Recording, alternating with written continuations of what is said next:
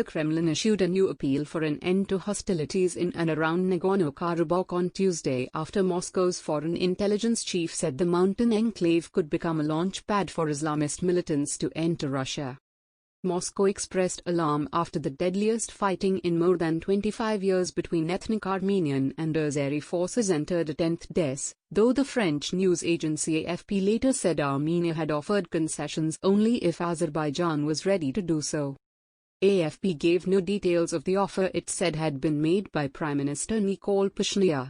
Azerbaijan has said it will stop fighting only if Armenia sets a timetable to withdraw from Nagorno-Karabakh, which under international law belongs to Azerbaijan but is populated and governed by ethnic Armenians. Kremlin spokesman Dmitry Peskov called for fighting to stop, and Russian Foreign Minister Sergei Lavrov voiced serious concern about the unprecedented escalation in a phone call with Iran's foreign minister.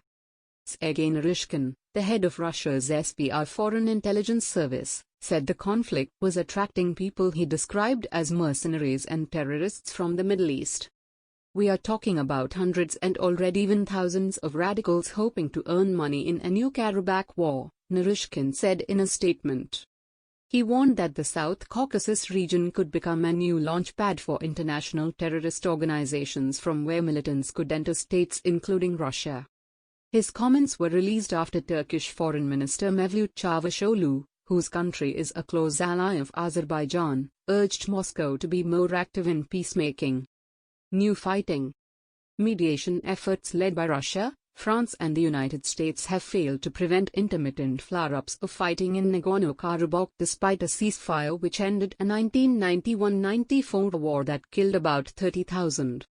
Renewed fighting since September 27 has increased concern that Turkey and Russia, which has a defense pact with Armenia, could be sucked into the South Caucasus conflict.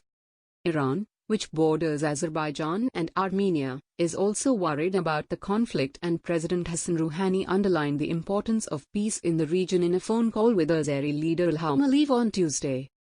In the latest fighting, Armenia said Azerbaijan launched an attack with tanks and artillery on a southern part of the contact line that divides ethnic Armenian and Azeri forces.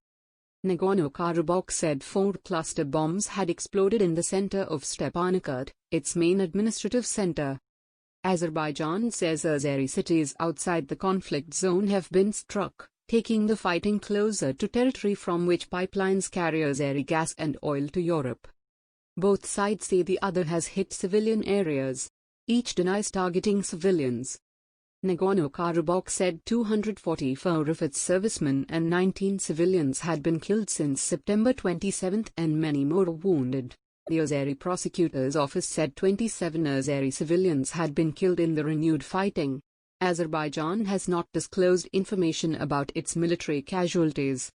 In an interview with Russian news agency RIA, Syrian leader Bashar al-Assad said Turkish President Tayyip Erdogan was the main instigator and the initiator of the recent conflict in Nagorno-Karabakh between Azerbaijan and Armenia.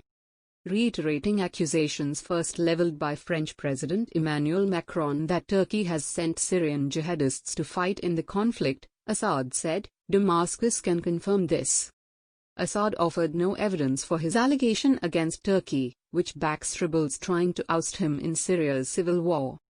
Ankara did not immediately respond but has described similar accusations as part of attempts by Armenia to create dark propaganda about Turkey.